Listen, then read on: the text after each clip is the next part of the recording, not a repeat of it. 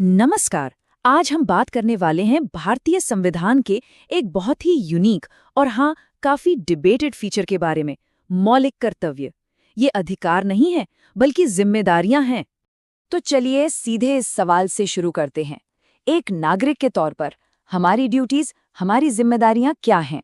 असल में यही सवाल आज की हमारी पूरी बातचीत का बेस है। अब यहाँ जो बात है ना, वो बहुत ही इंटरेस्टिंग है। इन दोनों के बीच का फर्क देखिए, एक तरफ है फंडामेंटल राइट्स जो लीगली इन्फोर्सेबल हैं, मतलब ये वो चीजें हैं जो स्टेट को हमें देनी ही है। और दूसरी तरफ है फंडामेंटल ड्यूटीज, जो कह सकते हैं एक मॉरल गाइड है। ये वो चीजें हैं जो देश हमसे एक्सपेक्ट करता है। तो हमारी कहानी शुरू होती है एक ऐसे सवाल से जो शायद थोड़ा चौंकाने वाला हो।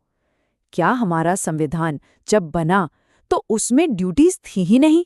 जी हाँ, ये बात बिल्कुल सच है।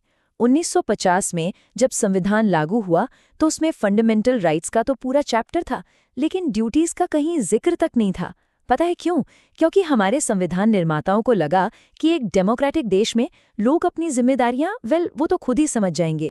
लेकिन फिर, जैसा कि अक्सर होता है, हिस्ट्री ने एक ड्रामेटिक टर्न लिया।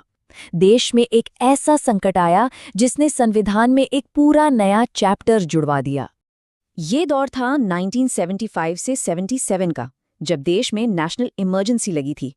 और उसी वक्त सरकार को ये फील हुआ कि भाई नागरिकों के राइट्स और उनकी रिस्पॉन्सिबिलिटीज के बीच एक बैलेंस होना बहुत जरूरी है। इसी उथल-पुथल के माहौल में ड्यूटीज को संविधान में लाने का आइडिया पैदा हुआ। चलिए इस पूरी जर्नी को एक टाइमलाइन पर देखते हैं। 1950 में जैसा हमने देखा, संविधान में सिर्फ राइट्स थे, ड्यूटीज नहीं। फिर 26 साल बाद 1976 में स्वर्ण सिंह कमेटी बनी और इसी कमेटी की सिफारिश पर 42nd अमेंडमेंट के जरिए 10 फंडामेंटल ड्यूटीज को संविधान में जोड़ा गया। और फिर काफी सालों बाद 2002 में 86th अमेंडमेंट से एक और 11वीं ड्यूटी जो एजुकेशन से जुड़ी है, वो भी इसमें शामिल हो गई। तो सवाल ये है कि आर्टिकल 51A में लिखी ये ड्यूटीज आखिर हैं क्या? चलिए अब इनको समझते हैं। देखिए, इन्हें कोई हार्ड एंड फास्ट रूल्स की तरह नहीं देखना चाहिए।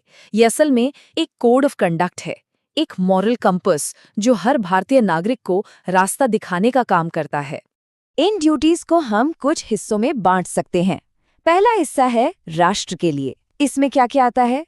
जैसे संविधान का पालन करना, हमारे राष्ट्रीय प्रतीकों जैसे तिरंगा और राष्ट्रगान का सम्मान करना, और जब भी जरूरत पड़े देश की रक्षा के लिए तैयार रहना। फिर दूसरा हिस्सा है समाज के लिए। इसमें बात होती है हार्मनी की, भाईचारे को बढ़ावा देने की, साथ ही हमारे देश की जो इतनी रिच कल्चर है उसे बचाकर रखने की, और हमारे नेचुरल एनवायरनमेंट जैसे जंगल, नदियां, जानवर, इन सब की रक्षा करने की। और तीसरा हिस्सा है खुद के लिए, पर्सनल डेवलपमेंट के लिए, जैसे साइंटिफिक टेम्पर यानी एक वैज्ञानिक सोच को अपनाना, हर फील्ड में एक्सीलेंस के लिए कोशिश करना। और हाँ, ये बहुत ज़रूरी है, माता पिता या गार्डियन की ये ड्यूटी है कि वो अपने 6 से 14 साल के बच्चों को स्कूल ज़रूर भेजें।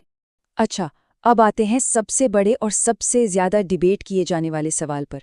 ये ड्यूटीज़ तो हैं, पर क्या इन्हें लीगली एनफोर्स किया जा सकता है? क्या ये एक कानून है? यहाँ एक बहुत इंपॉर्टेंट टर्म आता है, नॉन जस्टिसेबल या गैर न्यायोचित। इसका सीधा सा मतलब है कि अगर कोई इन ड्यूटीज को फॉलो नहीं करता है तो उसे कोर्ट नहीं ले जाया जा सकता। इनके उल्लंघन पर कोई सीधी कानूनी सजा नहीं है। और मजे की बात यह है कि स्वर्ण सिंह कमेटी ने तो ये रेकमेंड किया था कि ड्यूटीज ना मानने पर सजा होनी चाहिए। उन्होंने तो ये भी कहा था कि टैक्स देना भी एक फंडामेंटल ड्यूटी हो। लेकिन पार्लियामेंट ने इन आइडियाज को रिजेक्ट कर दिया। सोचा ये गया कि ड्यूटीज को एक मॉरल ऑब्लिगेशन बनाया जाए, लीगल कंपल्शन नहीं। और यहीं पर इसकी सबसे बड़ी क्रिटिसिज्म भी आती है।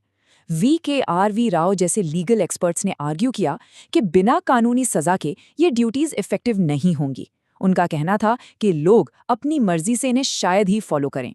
और दोस्तों, यही बहस राइट्स वर्सेस ड्यूटीज की आज तक चलती आ रही है, और ये हमें हमारे कंक्लूजन की तरफ ले आती है।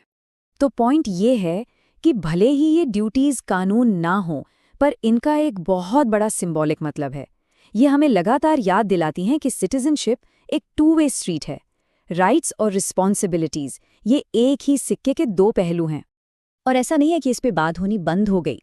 1999 में वर्मा कमेटी बनी थी, जिसका काम ही यही था कि इन ड्यूटीज़ को लेकर अवेयरनेस कैसे फैलाई जाए, इन्हें ऑपरेशनल कैसे बनाया जाए, खासकर एजुकेशन के जरिए। समिति ने यह भी पॉइंट आउट किया कि कुछ ड्यूटीज़ इनडायरेक्टली पहले से मौजूद कानूनों के तहत लागू होती हैं, जैसे नेशनल सिंबल्स का अपमान रोकने वाले कानून। और आखिर में महात्मा गांधी की एक बात यहाँ बिल्कुल फिट बैठती है। उन्होंने कहा था कि अगर हम सब अपनी ड्यूटीज़ को ठीक से निभाएं तो राइट्स को मांगने की ज़रूरत ही नहीं पड़ेगी। तो आज की सारी बातचीत हमें एक बड़े सवाल पर लाकर छोड़ देती है। एक अच्छी नागरिकता, क्या ये बस एक उम्मीद होनी चाहिए, एक एक्सपेक्टेशन, या फिर इसे एक कानूनी दायित्व, एक ऑब्लिगेशन बना देना चाहिए? इस पर ज़रूर सोचिएगा।